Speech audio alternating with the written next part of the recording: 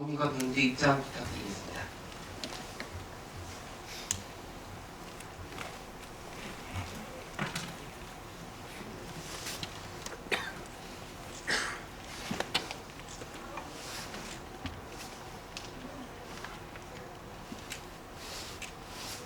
김민주 감독님과 최미경, 박재하, 최선아, 이정입니다. 뜨거운 박수 부탁드립니다.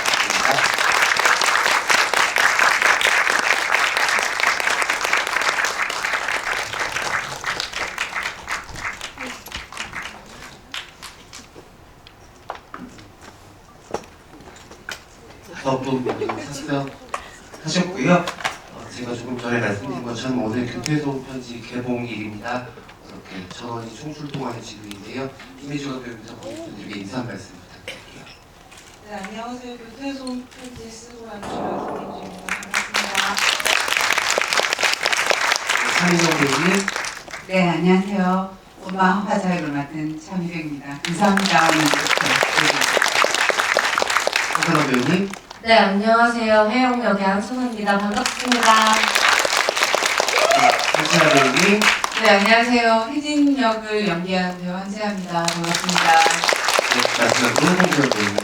네, 안녕하세요. 막내 혜주 역의 송지현입니다. 네, 오늘 좋은 카메라를 들고 오신 관객분들이 많으신데요. 첫 개봉일이니만큼, 첫 개봉일 주부이니만큼 좋은 사진들 많이 담아서 적극적으로 공유해서 개봉일 행사를 널리 퍼뜨려 주시면 감사하겠습니다. 먼저 감독님도 이 작품이 첫 장편 데뷔작으로 알고 있는데요. 이렇게 개봉까지 해서 관객분들 만난 소감이 어떠신지 먼저 여쭙겠습니다. 네, 오늘 사실 그 개봉 첫날이라서 너무 떨리고 긴장되고 그렇기도 무섭기도 하고 오만한 생각이 드는데 지금 카메라도 너무 많아서 어디 봐야 될지 모르겠습니다. 네. 네, 카메라는 천천히 이쪽 저쪽 다 봐주시면 될 것 같고요. 당분간 밝은 미소를 잃지 마셔야지 나중에 후회할 일이 없으십니다. 여러분들도 기다리시는 동안 영화의 여운을 조금 즐기셨을 것 같은데 저는 이 작품을 행사 준비하면서 2번 봤거든요. 근데 개인적으로는 마지막 엔딩 장면을 정말 좋아해요.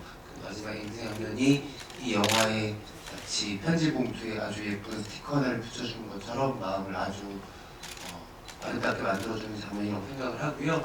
그 외에도 굉장히 디테일하고 좋은 장면들이 많은 영화라고 생각을 합니다. 후반으로 갈수록 마음을 계속 공명하게 만드는 장면들이 있어서 감독님이 이 작품을 얼마나 오랫동안 정성 들여서 준비하셨는지가 역시 좀 보여진 작품 같고 굉장히 떨린다고 말씀하셨는데 사실 들어오기 전에 대기실에서는 영화 속 온도와는 다르게 굉장히 화기애애한 분위기로 배우님들의 응원을 듬뿍 받고 오셔서 무사히 행사 잘 마칠 수 있을 거라는 생각이 듭니다. 차미경 배우님 굉장히 요새 여러 작품에서 활동 많이 보여주고 계신데 이 작품에 또 든든한 선장님이시잖아요. 개봉을 맞아서 고객분들 만나시는 소감이 어떠신지 여쭤보겠습니다. 네, 저는 오늘 또 낮에 교태소 편지를 홍대 쪽에서 보고 왔는데요. 오늘 보면서 어떤 생각을 했냐면 영화 속의 엄마 화자를 보면서 저의 진짜 엄마가 제 엄마가 그 화자의 모습인 거예요. 그래서 오늘 여기 관객 만난 모든 분들이 영화 속에서 내 엄마의 모습을 저하고 똑같이 다 볼 수 있겠구나 이런 마음이 들었습니다. 네, 한선아 배우님은 어떠세요? 근데 저희가 2년 전에 촬영을 했었는데 뭔가 그때도 겨울이었거든요. 근데 겨울에 촬영한 게 이렇게 겨울에 개봉을 하게 돼서 더 감회가 뭔가 새롭고 되게 멀리 있는 것 같이 느껴졌는데 이제는 더 가까이 있는 그런 이야기처럼 더 느껴진다 할까요? 네, 그래서 감회가 새롭습니다. 드디어 편지가 도착한 날이기도 하잖아요, 그쵸. 우리. 네, 한채아 배우님은 어떤 소감을 가지고 계십니까? 저도 사실 오늘 개봉인 거 알면서도 그냥 뭐 덤덤하긴 했는데 막상 이렇게 관객분들을 이렇게 만나 뵈니까 순간부터 되게 떨리고 제가 처음 시나리오를 만나고 같이 같이 저희가 너무 기분 좋게 촬영을 했던 그 에너지와 감정을 고스란히 관객들과 나눌 수 있어서 더없이 행복하고 기분이 좋습니다. 네. 네, 송지연 배우님은 이 팀의 또 막내시기도 한데 완성된 작품 보시고 나서 어떤 마음 드셨는지 궁금하네요. 일단 저도 매우 떨리고요. 그리고 영화가 너무 잘 나온 것 같아서 너무 좋고 여러분도 좋은 감정 가지고 가셨으면 좋겠습니다. 다시 한번 이 팀에게 박수 부탁드립니다. 오늘 또 이렇게 관객 속에는 남자 관객분들이 많으신데 사실은 여성들이 등장하는 작품이긴 해도 남자 관객들한테도 같은 울림을 주는 작품이라고 생각을 해요. 공교롭게도 저희 어머니는 칠순에 마셔서 칠순 여행을 떠나셨는데 이 영화를 보면서 엄마 생각이 되게 많이 났었고 아마 영화 보신 남자 관객들도 평소에는 잘 안 하시지만 어머니한테 영화 행사 끝나고 나서 전화 한번 하시거나 도저히 전화까지 못하겠다면 문자라도 한번 하시거나 그것도 안 되겠다면 카톡 이모티콘이라도 한번 하시거나 하셔서 영화로 받은 마음들을 잘 전달해 주시면 좋을 것 같습니다. 여러 가지 장면들이 있지만은 이 영화의 핵심적인 장면은 저는 냉장고 장면이라고 생각을 하거든요. 그때 모두가 보여준 앙상블 연기도 굉장히 훌륭했고 이 영화가 사실은 엄마의 엄마를 찾아가는 영화이기도 하지만 그 장면에서 등장했던 기억과 추억을 더듬는 대사처럼 잃어버린 것들, 잊어버린 것들에 대해서 이야기하는 영화라고도 생각을 해요. 그래서 냉장고 안에서 막 이렇게 쏟아지고 한솔아 배우님도 눈물을 흘리시고 그 장면에서 다 쓰지도 못할 거, 다 기억하지도 못할 거를 마치 떠났던 거를 보는 것처럼 그 장면에서 저는 조금 심정적으로 좀 무너지기도 했었거든요. 감독님 진짜 많은 것들을 마음속에 담고 오시다가 이야기로 나누셨다는 생각이 들어서 과연 교토소음 편지의 이 이야기의 처음 시작은 언제였는지 김민중 감독님께 여쭤보도록 하겠습니다. 네, 이거는 사실은 좀 자전적인 요소가 많이 들어가 있는데요. 저희 엄마의 어머니, 그러니까 외할머니가 실제로 일본 분이시고 외할아버지는 한국 분이시고 그래서 어머니가 영화의 화자처럼 일본에서 태어나셨다가 10대 초반에 이렇게 한국으로 넘어오시면서 외할머니랑 실제로 급작스럽게 이주를 하게 됐어요. 그래서 이 얘기를 굉장히 어렸을 때 듣고 알고 있었는데 사실 어렸을 때는 별 생각이 없었어요. 그냥 뭐 그런 거다 하고 지나고 있었는데 이제 제가 장편 기획을 처음 쓸 때 어떤 거 쓸까 이것저것 하다가 제가 이거 장편 아무래도 두 번째 작품을 찍는 게 굉장히 오래 걸릴 것 같더라고요. 주변 시민 감독님들 보니까 그러면 좀 더 자전적인 얘기 쓰고 싶다 해서 제가 생각했던 아이템 중에 이 소재가 떠올랐어요. 그리고 이제 여기서 제일 중점이 되는 게 화자가 고향을 떠나왔던 거고 그리고 저가 사는 곳이 실제로 이 영화의 배경처럼 영도였어요. 그래서 영도라는 곳 자체가 뭔가 좀 피난민, 이방인들이 정착해서 산 역사가 있고 저 또한 고향을 떠나서 지금 서울에 살고 있고 이것들이 다 뭔가 하나로 이제 연결되고 뭔가 이렇게 만날 수 있겠다 이렇게 생각이 돼서 영도는 이 영화를 관통할 수 있는 무대고 고향을 중심으로 다른 세대가 고향을 떠나고 싶거나 혹은 어쩔 수 없이 머물거나 아니면 떠났다가 돌아오는 사람들의 얘기까지 모두 할 수 있겠다라고 생각해서 이런 시나리오를 쓰게 됐습니다. 네, 영화를 보는 내내 겨울에 부산, 영도에 가고 싶다는 생각이 많이 들었고 마지막에는 급기야 가는 김에 교토까지 가면 좋겠다는 생각이 드는 작품이기도 합니다. 제가 앙상블 캐스팅이 훌륭하다는 말씀을 드린 것처럼 이 작품은 여기 계신 5분의 호흡으로 완성된 작품이라고 생각을 하고 마지막까지 그 호흡이 주는 온기를 잃지 않아서 관객들한테 여러 가지 감정들을 잘 응축해서 전달하는 영화라고도 생각을 하거든요. 그런 의미로 아주 큰 도움과 기쁨을 주었던 옆사람 자랑하기를 드리겠습니다. 먼저 감독님 차미경 배우님 자랑을 해주시면 될 것 같고요. 순서대로 옆사람 자랑하기 대회를 개최하도록 하겠습니다. 네. 잘할 거 너무 많아서 긴장되었습니다. 네. 많이 힘들어요. 네, 관객분들 보셨듯이 정말 차미경 배우님 처음에 캐스팅할 때 거의 그냥 유일한 후보라고도 아니라 유일한 분이 되오셨어요. 일단 그 그 제가 생각하는 이미지랑도 잘 맞고 화자는 이런 아픔이나 피해자 역사를 가진 얼굴이 전혀 아니었으면 좋겠고 되게 러블리하면서도 또 소녀 같으면서도 친구랑 있을 때 막 여고생 같이 까르르 거릴 수 있는 그런 중년의 여성을 생각했고 선배님 이전 작품들도 저는 많이 봤었고 그리고 저의 지인들도 같이 작업한 이제 감독님 얘기 들어서 원래 성격도 좀 알고 있었어요. 그러면 좀 화자랑 많이 맞닿아 있다고 생각했기 때문에 저에게는 하나밖에 없는 화자의 배우였다고 생각합니다. 네, 잘 들었습니다. 차미경 배우님, 둘째 딸 자랑 부탁드립니다. 저희 둘째 딸은요. 작품을 관통하는 힘이 너무 좋아요. 그래서 작품을 대하는 태도도 진지하고 작품의 어떤 그 상황에서 정확한 정서나 감정을 잘 알아요. 그래서 함께 호흡해서 연기하기가 굉장히 좋은 배우입니다. 너무 사랑스럽죠? 너무 행복하시네요, 선배님. 언니 자랑 부탁드립니다. 네. 저희 아까 대기실에서 했던 얘기들이 자꾸 생각나가지고 저 집중이 조금 안 돼요. 좀 까불었어요. 저희가 팀워크가 너무 좋아서요. 대기실에서 좀 재밌는 에피소드가 있었는데 갑자기 칭찬을 하려고 하니까 저희 우리 혜진 언니 역의 한채아 선배님은 원래 혜진이라는 인물도 굉장히 좀 시원시원하고 나이스한 면모가 있잖아요. 근데 실제로도 언니가 되게 털털했어요. 되게 시원시원하고 해서 사실 이렇게 좀 자매들끼리 좀 친해져야지 그 호흡도 잘 살고 하는데 어쨌든 언니 덕분에 저희가 좀 편한 분위기에서 아닌가요? 자매 케미를 좀 뽐낼 수 있었던 것 같아요. 그게 진짜 중요하거든요. 촬영 현장에서는 사실 그 분위기가 진짜 중요하기 때문에 저희 현장 분위기는 언니 덕분이었던 것 같습니다. 아유 감사합니다. 네.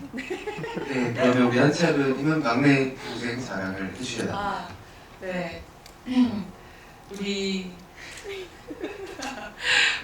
홍주연 배우는 사실 제가 이 작품으로 처음 만난 배우인데 처음에는 그냥 굉장히 걱정을 많이 했어요. 작품을 시작할 때 사실 어떻게 보면 부산 출신도 아니었고 사투리에 대한 부분 그리고 이제 캐릭터에서 이제 춤을 추는 그런 부분도 있었는데 이렇게 춤을 잘 추지도 못한다고 항상 걱정을 항상 되게 많이 했었는데 촬영할 때 진짜 너무 놀랐어요. 너무 준비도 잘 해오고 그리고 사투리도 굉장히 적극적으로 배우려고 저희에게 계속 이거 맞냐고 질문하고 연습하고 노력하고 근데도 그런 모습도 너무 귀여웠는데 막상 또 이제 영화가 편집되고 보는데 너무 잘한 거예요. 그래서 또 놀랐어요. 그래서 정말 잘 되겠구나. 그래서 날 잊지 말아라. 제가 나 이제 잘 되면 나 잊으면 안 돼. 지금 어떻게 보면 자매로 나오지만 세월이 흘러가면 이 친구는 지금 짧게 하라고요? 가족끼리 칭찬하는 거. 그래서 저를 어필하고 싶었어요.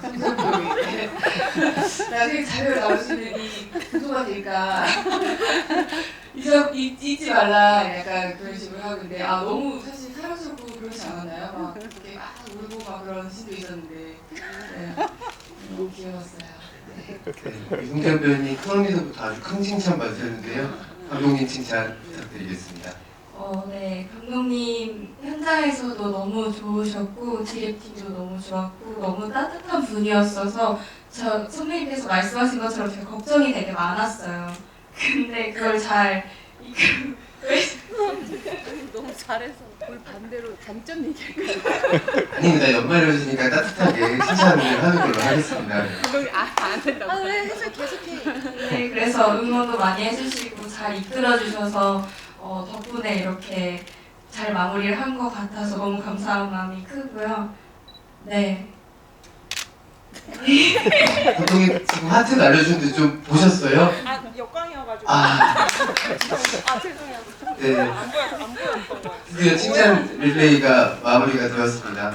이게 사실은 이렇게 즐겁게 화기애애하게 한 작품을 마치고 나서도 매체에 인터뷰할 때가 아니면 직접적으로 칭찬의 경우가 전하는 경우가 거의 없어서 이렇게 육성으로 사실 이용하는 많은 이야기 들려주는 영화잖아요.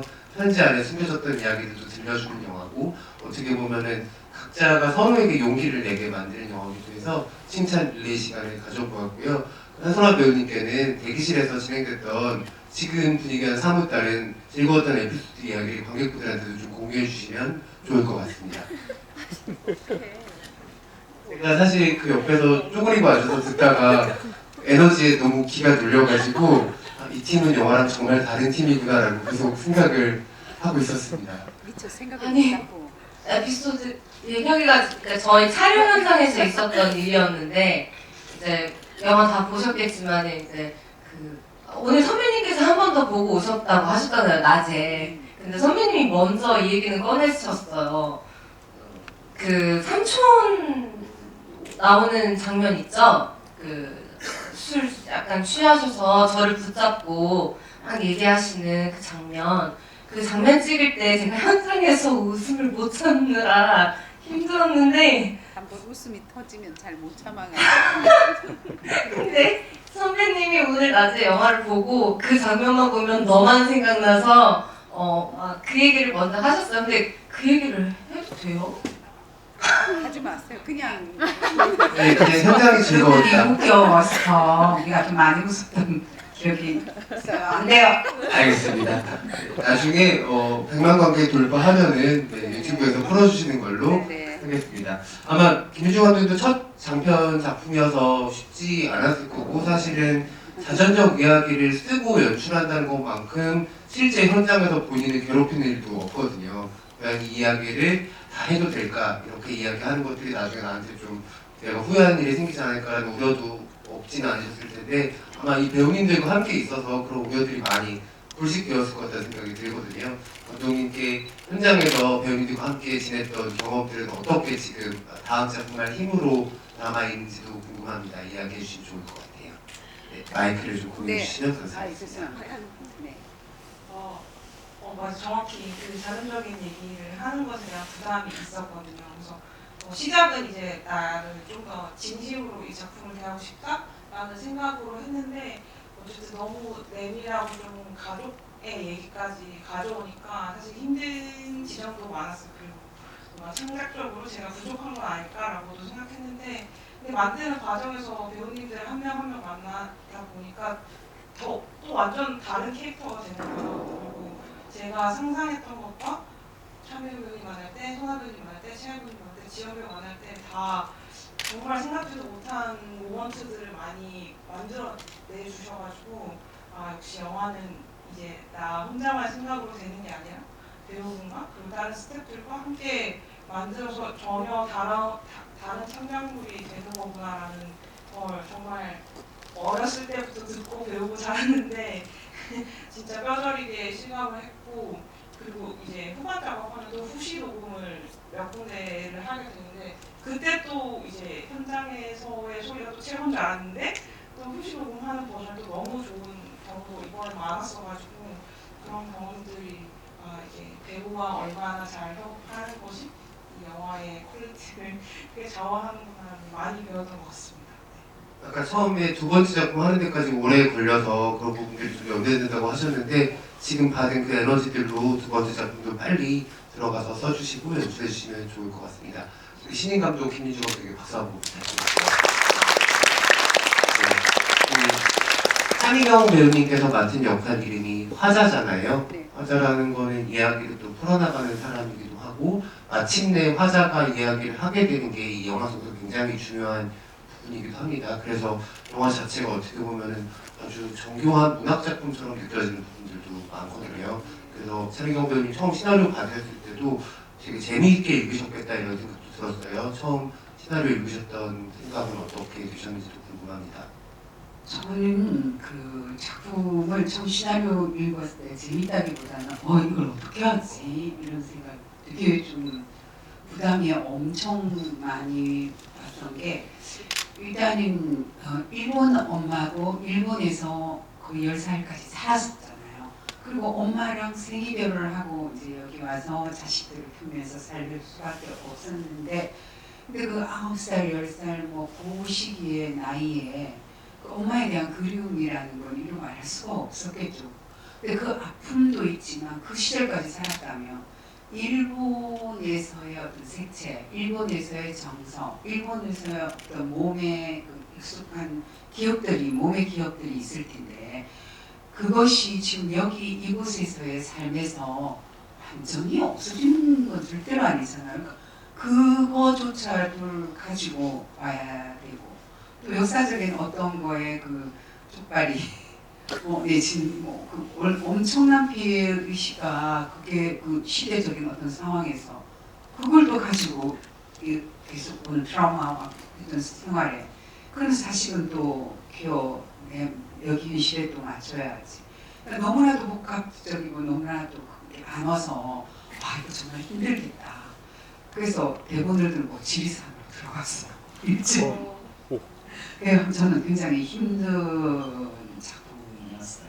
엄마가 특히 이 엄마의 정세는 가장 그 기억은 엄마랑 가장 좋았을 때의 기억 그걸 안고 살잖아요. 그래서 오카상하고 부를 때도 엄마의 부재 엄마가 어떻게 소식도 모르는 상황에서 그 바람에 일본에서 이 화자에게 기억이 나는 건 제 정서로서 제 마음은 엄마랑 가장 좋았던 그 일본의 바닷가에서 엄마가 저를 부르고 오카상하고 어린 아이가 엄마한테 뛰어가던 그 가장 좋았던 엄마의 기억 속에 오카상을 부를 수밖에 없었어요. 사실은 그랬던 것 같아요. 좀 힘든 역할이었어요. 어쨌든 저로서.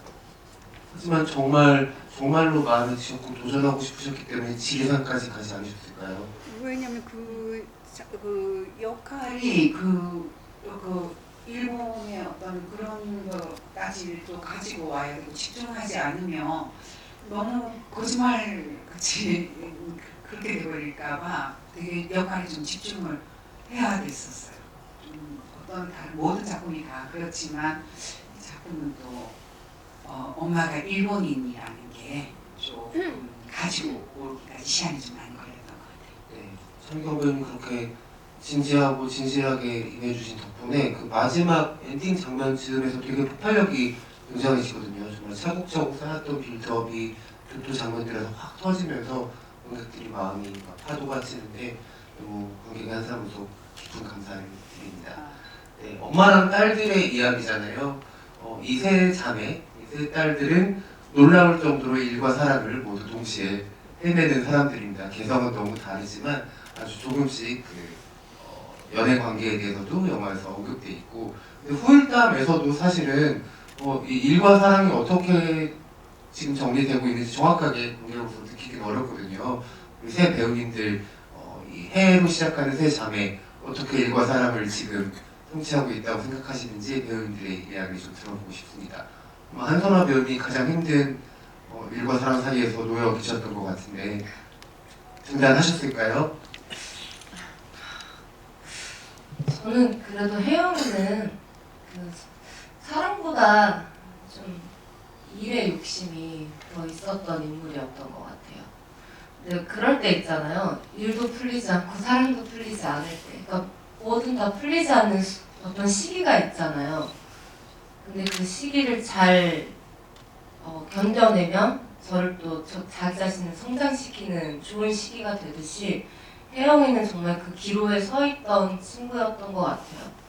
그래서 그 사랑은 그냥 그 가족에서 사랑을 느끼지 않았을까.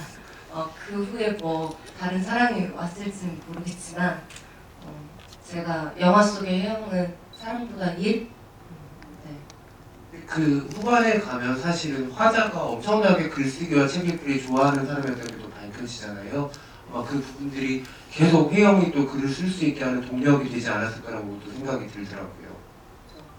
아무래도 뭐라고 해야 될까? 그 과거에서 오는 힘을 좀 믿었던 것 같아요. 그 저도 그 과거라고 하면 내가 예전에 기록했던 것들 또는 뭐 내가 잊고 있었던 기억 뭐 여러 가지들이 있잖아요.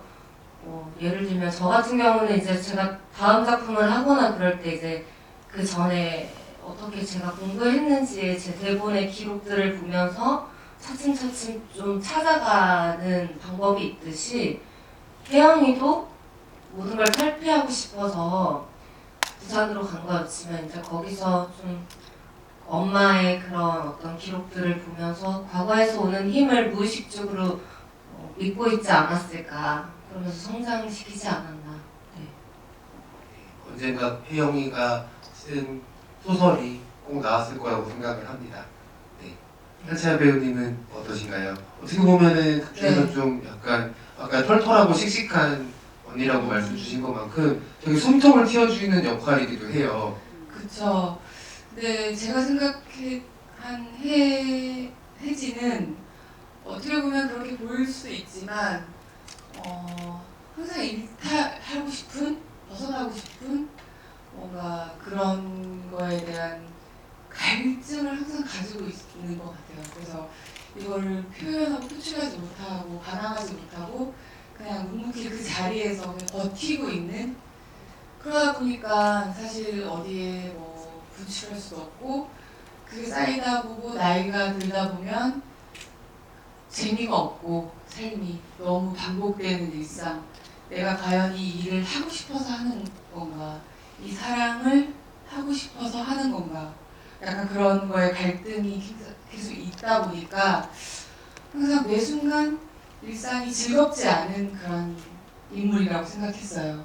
그래서 화도 많고 때로는 가족들한테 짜증도 내기도 하고 내가 이 가족을 의무는 없지만 책임져야 된다고 마땅히 생각하고 사는 그런 캐릭터라고 생각을 해서 항상 이렇게 감정을 드러내지 않는 그런 인물이라고 생각을 했거든요.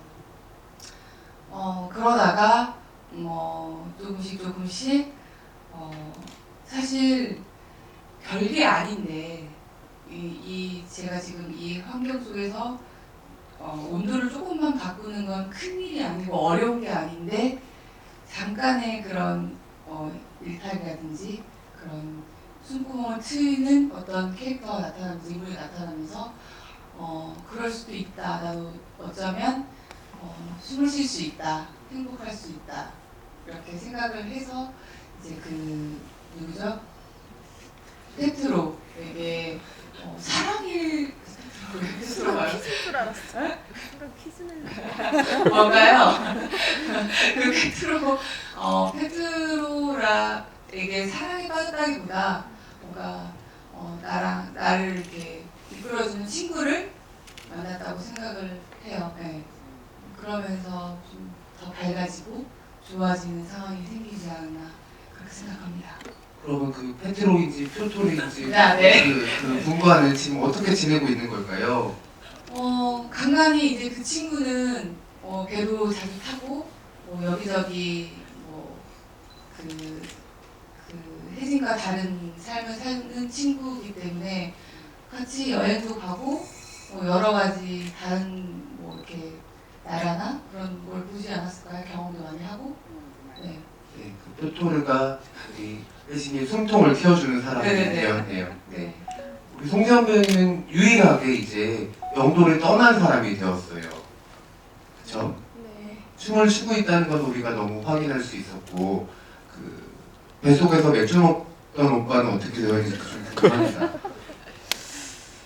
그분과는 잘 안 됐죠. 도망갔으니. 네. 혜주는 아마 사랑을 하게 된다면 서울에 가서 이제 성인이 된 자유를 느낌과 함께 시작하지 않았을까. 처음에 자유를 좀 느끼다가 이제 같은 일을 하는 사람과 눈이 맞아서 연애를 하지 않았을까. 그래서 서울에서 계속 산다고? 혼자 살기도 하고. 네. 굉장히 핑크빛 미래를 그리고 있는 이 혜주입니다. 이 감독님이 정말 놀라울 정도로 이 내 인물의 이야기를 되게 고르게 배치를 했어요. 어떤 캐릭터 하나도 분량이 좀 적다거나 이야기가 아쉽다고 느끼지 않을 만큼 굉장히 고르게 분배를 하셨고, 그래서 끝나고 나면은 또렷하게 내 인물들이 다 기억이 납니다. 그러기가 되게 쉽지 않은데, 감독님의 첫 작품이지만 그래도 캐릭터들에 대한 애정을 너무 느낄 수가 있었고, 여러분들께도 잘 전달되었다고 생각이 듭니다. 저희가 벌써 꽤 많은 시간의 이야기를 나눴는데요. 관객분들도 영화가 개봉일이니만큼 영화에 대한 감상 또는 질문을 전해주시면 좋을 것 같아서 몇 분께 질문, 감상 나눠드릴 수 있는 기회를 드릴 거고요. 공들여서 플랜카드 만들어 오신 분들은 또 배우님들 잘 보일 수 있게 보여주시고 돌아가시면 좋을 것 같습니다. 배우님들도 천천히 응원의 멘트들을 잘 읽어주시면 좋을 것 같고요. 손을 들어주시면 저희 스태프분께서 마이크를 전달드리겠습니다. 저 뒤쪽에 손 들어주는데요.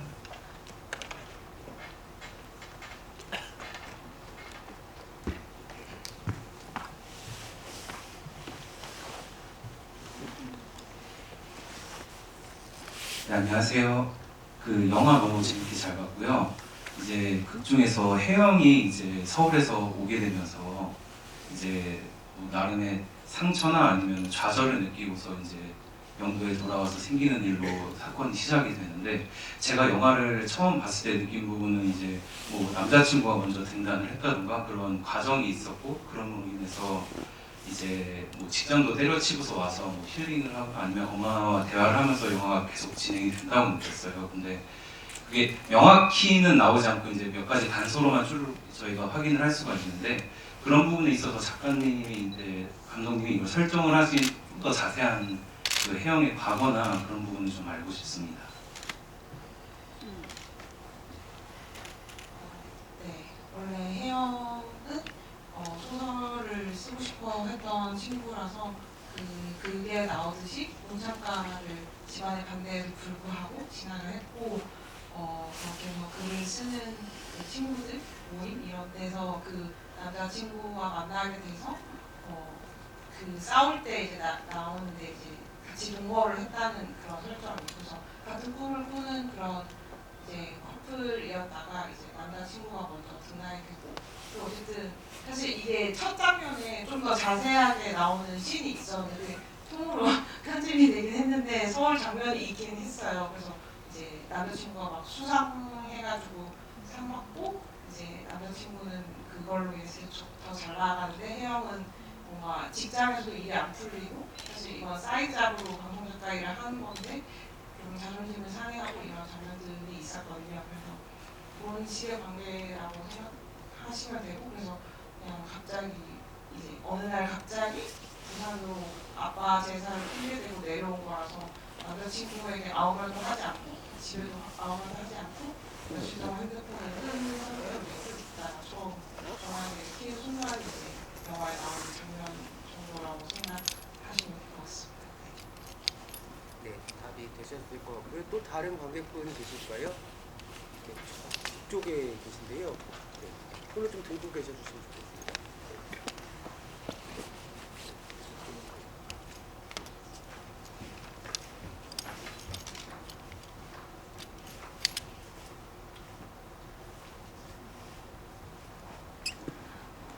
저 감상 짧게 얘기해도 될까요?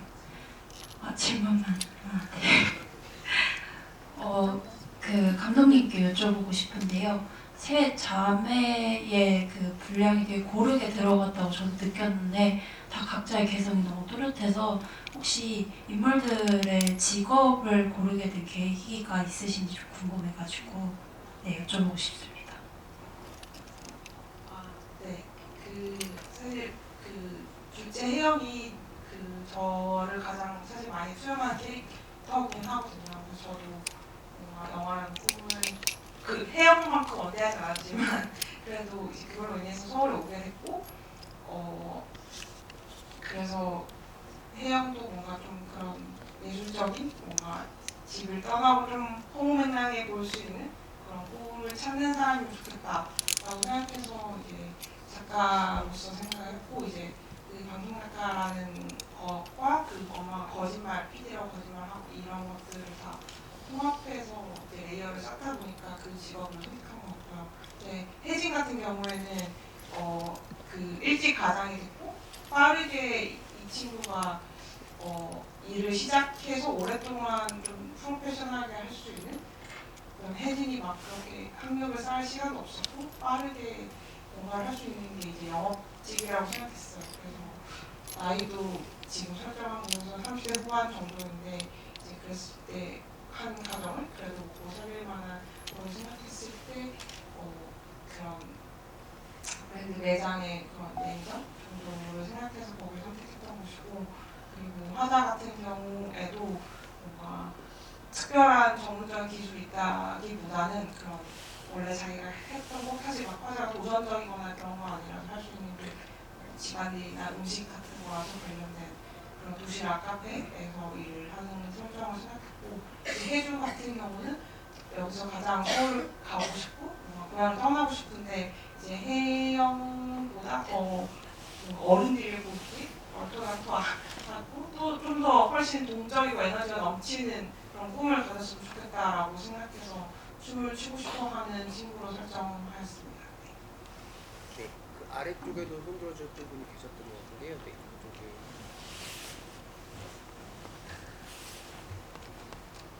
예, 영화 너무 잘 봤고요.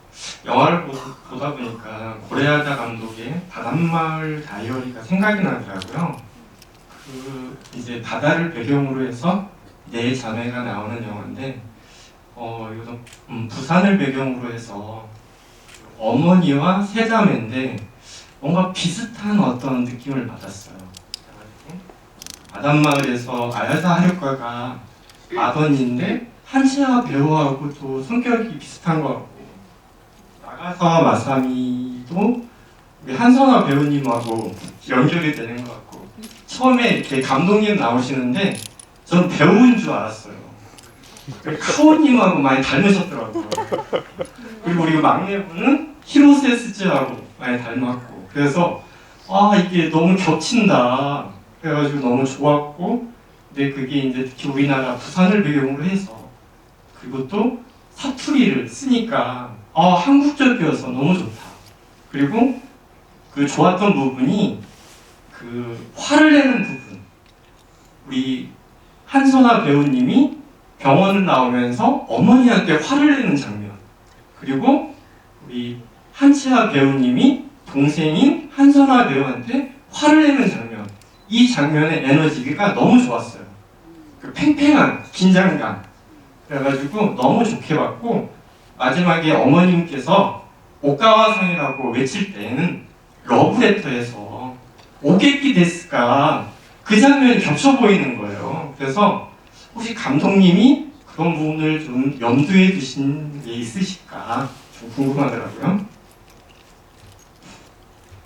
네, 잘 봐주셔서 너무 감사합니다. 저도 처음에 이 얘기 생각했을 때 바닷마을 다이어리를 생각 안 할 수가 없었고, 어쨌든 저도 세자매에다가 바다를 배경으로 하는 영화라서 되게 오히려 뭐 첨부를 했다면 했다는 최대한 좀 피하려고 했어요. 그래서 거기는 사실 저에게 너무 아름다운 영화라서, 그래서 저는 좀 더 현실적이고 그런 싸우는 장면들을 더 살아날 수 있는, 자매끼리 살아날 수 있는 것을 좀 더 신경 써서 작업을 했던 것 같고, 그리고 사투리 같은 경우에도 제가 꼭 살리고 싶은 부분 중에 하나였거든요. 그래서 이 아시겠을지 모르겠지만 다 그 차미아 배우님과 성하 배우님, 시아 배우님 다 그 네이티브 경상도 있어가지고 그런 거 굉장히 자연스럽고, 지연 배우도 굉장히 짧은 시간 안에 엄청나게 사투리 연습을 많이 했기 때문에 저는 그리고 조단역 분들도 실제 다 부산에서 활동하시는 분들이라서 그런 디테일을 다 채우면 그런 부산의 그런 말 맛을 다 느낄 수 있을 거라고 생각했어요. 그래서 그걸 중점적으로 해서 캐스팅을 진행해봤습니다. 그리고 오카상 같은 경우에는 사실 저는 오히려 러브레터는 생각을 안 했는데 너무 다르다고 생각했는데 엄청 얘기 많이 들었어요. 그래서 이걸 어떻게 설명해야 될지 항상 좀 곤란한데, 제 입장에서는 네, 그래서 다르게 봐주셨으면 좋겠습니다. 네, 감사합니다. 저희가 시간이 꽤 많이 흘러서 마지막 한 분, 네, 저 뒤쪽에 계신 네, 말씀을 드릴게요. 그 오가상 같은 경우에는 둘 다 그리움을 듬뿍 담은 사자부잖아요. 아마 그래서 그렇게 느껴지는 부분이 있지 않을까 생각이 듭니다. 네, 질문 부탁드립니다. 네, 영화 너무 재밌게 잘 봤습니다. 저 짧게 3가지 질문 드리고 싶은데요. 안 될 것 같습니다. 아, 2가지, 네, 2가지 될까요? 네. 첫 번째는 감독님께 드리고 싶은 질문인데, 영화 보면서 기억에 남는 장면들이 저는 개인적으로 굉장히 많은데 감독님께서는 어떤 장면이 가장 기억에 남으시는지 연출하셨고요, 또 편집하실 때 그 장면이 좀 궁금하고, 배우분들께는 어떤 대사가 가장 기억에 남으시는지 질문 드리고 싶습니다. 3개는 어려운 거죠? 예. 아, 네. 좀 빠르게 답변하려고 했는데 가장 좋은 거 하나만 꼽으라고 하니까 지금 너무 어려운 퀘스천이 됐는데 네, 가장 좋아하는 거는 2개 해도 되나요? 네. 저는 그 아까 말했듯이 혜진이랑 혜영이 둘이 그 창고에서 싸우는 장면이 엄청 되게 간단하게 찍었는데 그 배우분들의 에너지로 엄청 팽팽하게 느껴지는 씬이고 되게 빨리 컷도 그 연기도 테이크도 많이 안 가는데도 제가 원하는 거 이상의 막 그런 것을 해주셔가지고 굉장히 좋아하는 씬이고, 그리고 똑같이 또 싸우는 씬인데 그 네 분이서 이제 처음에 셋이 싸우다가 이제 엄마까지 넘어가서 하는 그게 처음에 생각한 동선이 아니었는데 이 집을 구하면서 새로 짜고 막 저희가 리허설도 막 하고 엄청 공들여서 찍을 씬이라서 개인적으로는 뭔가 준비한 만큼 뭔가 각자 잘 맞아 떨어져가지고 굉장히 애정하는 씬 중에 하나입니다.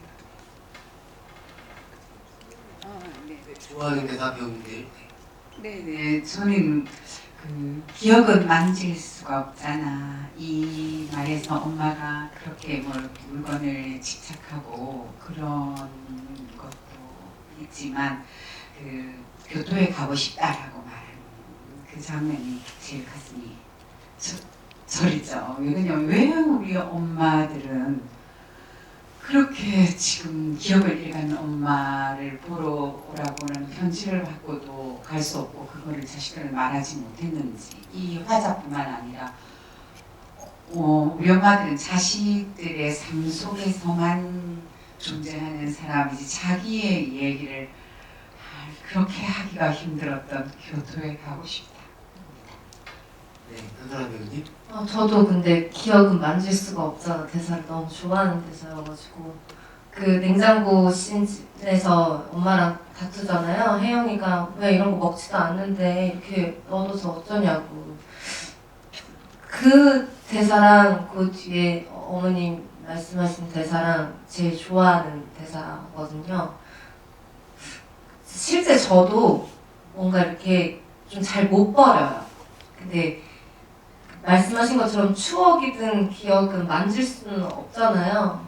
근데 떠올렸을 때 한 번씩 꺼내보고 싶을 때가 있잖아요. 꼭 그립지 않아도.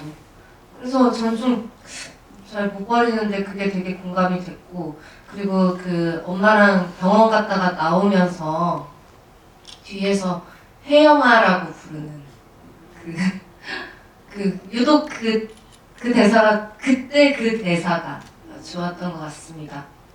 네, 한사람 배우님. 저는 캐릭터 혜진의 캐릭터에서는 그냥 이렇게 그 연교 다리를 건너면서 그 누구에게 하고 싶은 말은 아니었는데 그냥 자신에게 나는 한 번도 나가본 적이 없는데 그 대사가 사투리로 내는 한 번도 안 나가봤는데 그런 대사였어요.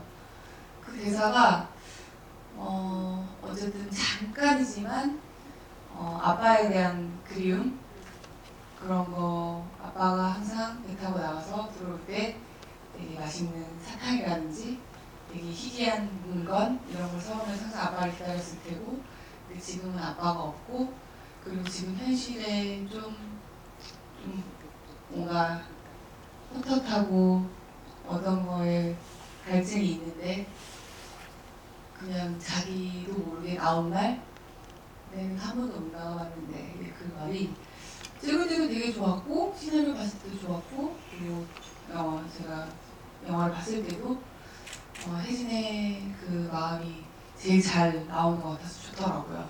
제일 기억에 남는 것 같아요. 네, 마지막으로 송지연 배우님. 네, 저는 혜주가 서울로 갔을 때 이제 혜영 언니랑 통화하면서 근데 서울에서 원래 바다가 안 보이나? 이라고 했던 대사가 있어요.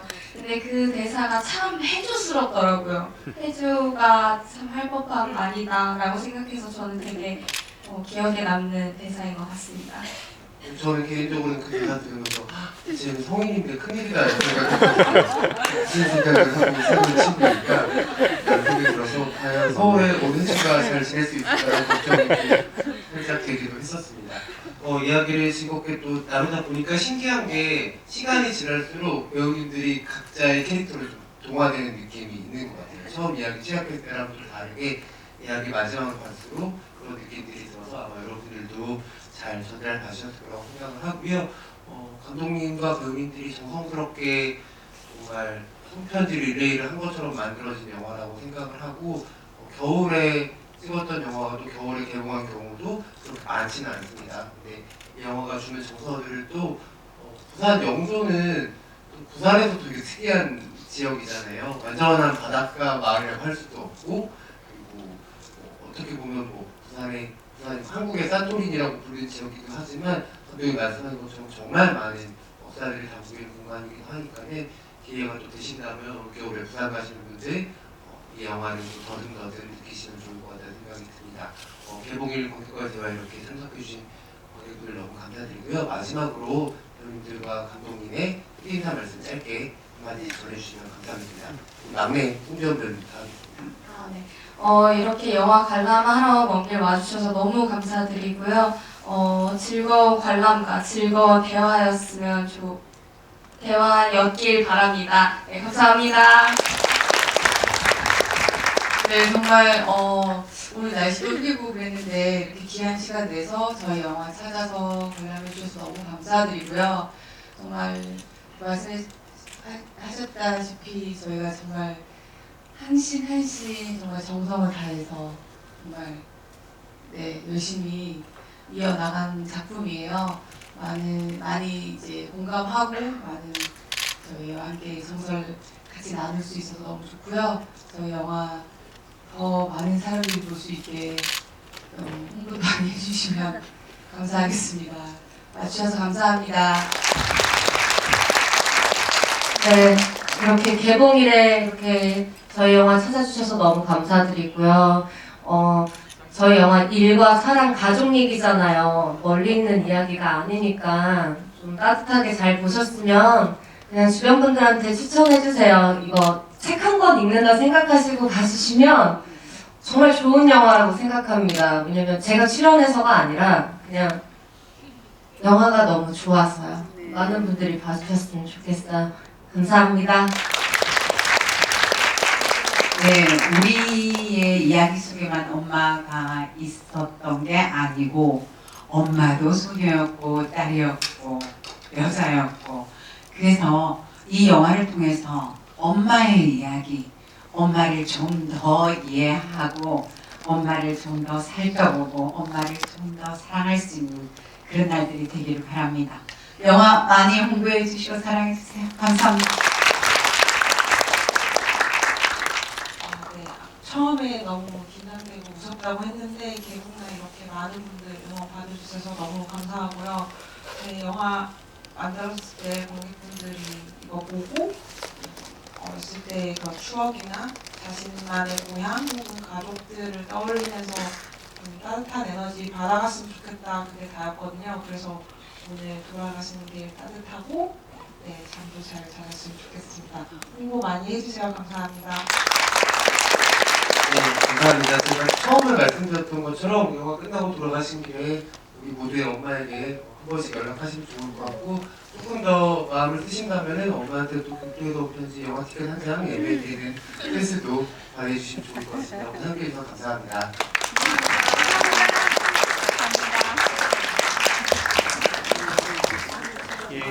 분들은 퇴출로가 이쪽에 있어요.